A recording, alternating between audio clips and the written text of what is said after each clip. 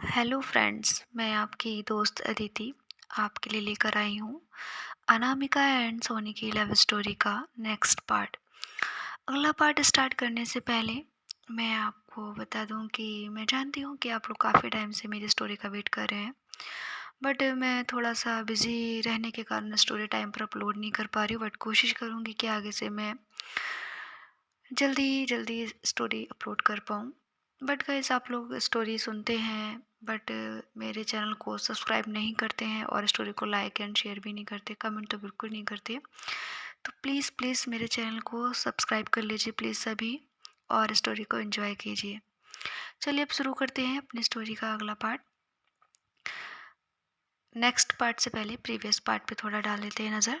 Previous part में आपने सुना था कि अनामिका और सोनी सोते रहते हैं और पिंकी रेडी होकर ऑफिस चली जाती है।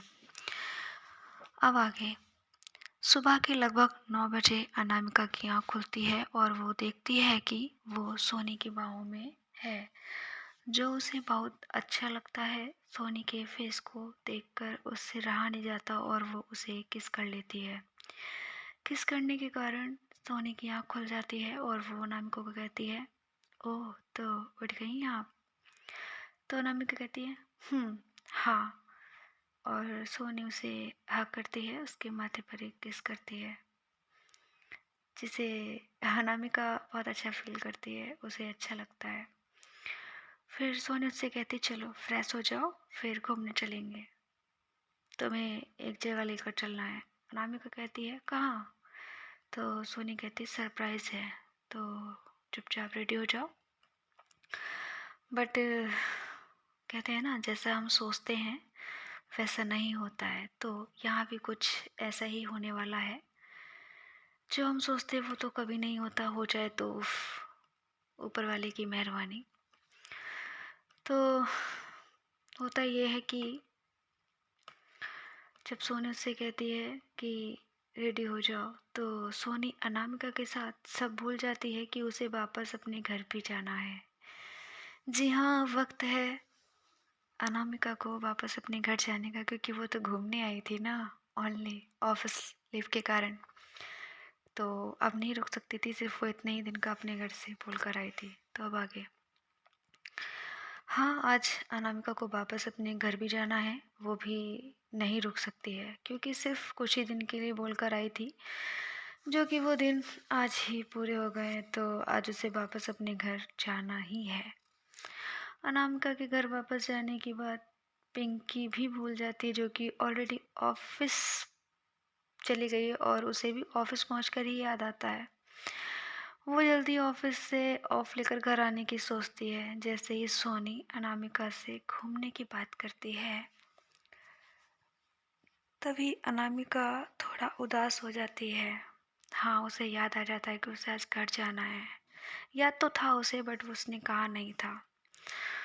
थोड़ा उदास होते हुए कहती है कि वो आज घूमने नहीं जा सकती है। तो सोनी कहती है, क्यों क्यों नहीं जाना, क्या हुआ, कोई प्रॉब्लम है या तुम्हारा मन नहीं है।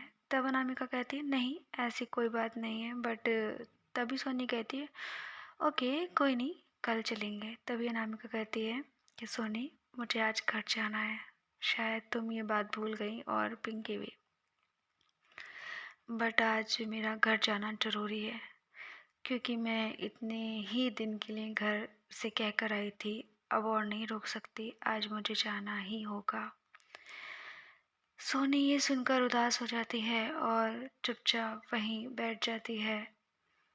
बट अनामिका भी उसको देखकर थोड़ा उदास हो जाती है और उसके फेस पर भी एक उदासी छा जाती है।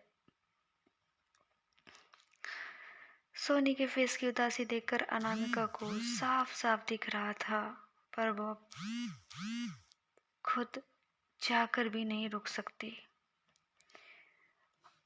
कुछ चीज़ें दोस्तों हमारे बस में नहीं होती हैं, कभी कभी परिस्थितियों के अनुसार भी हमें चलना पड़ता है।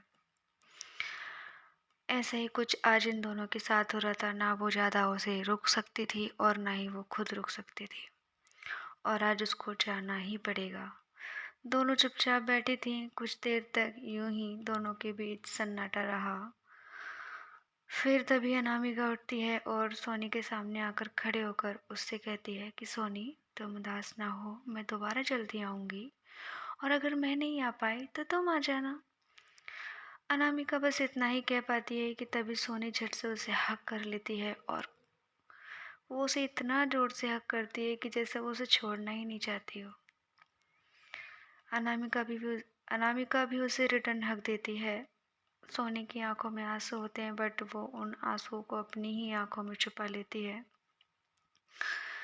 फिर अनामिका से थोड़ा दूर हट जाती है और उसे कहती है, ठीक है, तुम रेडी हो जाओ, मैं भी स्टेशन चलूँगी तुम्हारे साथ, तुम्हें ट्रेन में छोड़ने। अनामिका कहती ओके। दोनों के चेहरे पर उदासी उठती है, बट क्या करें, दोनों ही मजबूर हैं। ना वो उसको रुकने को बोल सकती है और ना ही वो खुद रुक सकती है। अनामिका रेडी होने चली जाती है। उधर सोनी अभी भी चुपचाप वहीं खड़ी रहती है और कुछ सोचने लगती है। शायद उसके माइंड में अनामिका उससे दूर जाने का जो ख्याल होता है बर्दाश्त नहीं हो रहा था, पर वो अभी कुछ कर भी नहीं सकती है। अब वो भी रेडी होने के लिए चली जाती है। दोनों रेडी होके सोनी की मॉम उन दोनों को ब्रेकफास्ट के लिए इंतज़ार कर रही होती हैं और उन्हें बुलाने आ जाती हैं। वो दोनों मॉम के साथ ब्रेकफास्ट करती हैं। तभी सोनी अपनी मॉम से कहती है कि मॉम, अनामिका को आज घर जाना है, अभी थोड़ी देर में हम लोग स्टेशन के लिए निकलेंगे, तो आप अनामिका का बैग पैक करा देना, मैं अभी कुछ देर में आती हूँ। इतना कहकर सोनी अपना ब्रेकफास्ट फिनिश करके वहाँ से चली जाती है। इस वक्त वो अनामिका से कुछ नहीं कहती है। अनामिका भी चुप रहती है और ब्रेकफास्ट के बाद मॉम के साथ अपना बैग पैक करने लगती है। तभी कुछ देर में सोनी और पिंकी साथ में आ जाते हैं। पिंकी को देखकर अनामिका के फेस पर स्माइल आ जाती है। जैसे ही देखकर वो पिंकी को झट से हग कर लेती है। थोड़ा उसको भी अच्छा लगता है और अनामिका को खुश देखकर सोनी को भी अच्छा लगता है। कुछ देर वो पिंकी से बात करती है। अब उनके जाने का वक्त हो रहा था, तो पिंकी और सोनी दोनों अनामिका को छोड़ने स्टेशन आते हैं। स्टेशन पर पहुंचकर सोनी अनामिका के लिए कुछ खाने का सामान, चिप्स, कोल्ड ड्रिंक, पानी की बोतल वगैरह उसको देती है और ट्रेन में उसे उसकी सीट पर बैठाकर उसे एक हग देकर बाहर आ जाती है। फ्रेंड्स, बहुत ही ज़्यादा इमोशनल मोमेंट था ये उन दोनों के लिए। उस वक्त वो कुछ नहीं जाहिर करते हैं एक दूसरे के सामने, बट जैसे ही वो बाहर आ जाती है, विंडो से अनामिका को देखती है। दोनों एक दूसरे को देखते हैं। ट्रेन भी स्टार्ट हो जाती है और अब अनामिका की आंखों में आंसू आने लगते हैं। ये बात सोनी भी महसूस कर लेती है कि अब अनामिका रो रही है। उधर सोनी की आंखों में भी आंसू होते हैं, जो वो पिंकी को महसूस नहीं होने देती, ना ही उसे ये पता लगता है कि सोनी की आंखों में आंसू हैं। खैर, अब कर भी क्या सकते हैं। उधर अनामिका रो रही है, इधर सोनी रो रही है, दोनों ही कुछ नहीं कर सकते। क्यों होता है ऐसा, बट कोई नहीं। ये बात अब सोनी कहे भी तो कैसे कहे कि वो अनामिका को भेजना ही नहीं चाहती, बट कोई नहीं, उसको अपने घर वापस जाना भी ज़रूरी था। ट्रेन स्टेशन से निकल जाती है। अब सोनी और पिंकी भी वापस अपने घर आ जाते हैं। सोनी चुपचाप अपने रूम में आ जाती है और अपना फ़ोन निकाल कर कुछ देखने लगती है। वो अपने फ़ोन में अनामिका की फ़ोटो देखती है। हाँ, उसने चुपके से उसकी एक फ़ोटो क्लिक कर ली थी। वो उसी फ़ोटो को देख रही थी और इस फ़ोटो के बारे में अनामिका को भी नहीं पता है कि उसकी ये फ़ोटो कब क्लिक हुई। फ़ोटो देखते देखते वो अपने आप से कहती है कि मैं तुम्हें बहुत जल्द लेने आऊँगी, और तुम जिस तकलीफ़ में, जिस परेशानी में हो, तुम्हें वो अब ज़्यादा दिन तक सहना नहीं पड़ेगा। दोस्तों, अब कहानी में इंटरेस्टिंग मोड़ आने वाला है, क्योंकि सोनी जिस तकलीफ़, जिस परेशानी की बात कर रही है अनामिका के लिए, जो अनामिका को सहनी करनी पड़ रही है, ऐसा तो कुछ अभी तक अनामिका ने सोनी से बोला भी नहीं है, बट सोनी को कैसे पता? ये जानना भी एक इंटरेस्टिंग सा है कि आखिर ऐसा कैसे हो सकता है, बिना कुछ कहे सोनी को ये सारी चीज़ कैसे पता है? और अनामिका किस तकलीफ़ में है, किस चीज़ की परेशानी है वो? वो तो अपने घर जा रही है, उसकी फैमिली है, तो उसे किस चीज़ की तकलीफ़ है? तो दोस्तों, फिलहाल आप इस कहानी को एंजॉय कीजिए। अगले इस पार्ट में हम जानेंगे कि सोनी किस परेशानी, किस तकलीफ़ की बात कर रही है अनामिका के लिए, कि वो किस प्रॉब्लम में है। ये हम अगले भाग में सुनेंगे।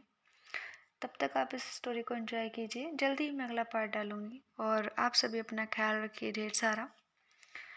और प्लीज़, प्लीज़ चैनल को ज़रूर सब्सक्राइब कर दीजिए guys, please. Okay, thank you so much.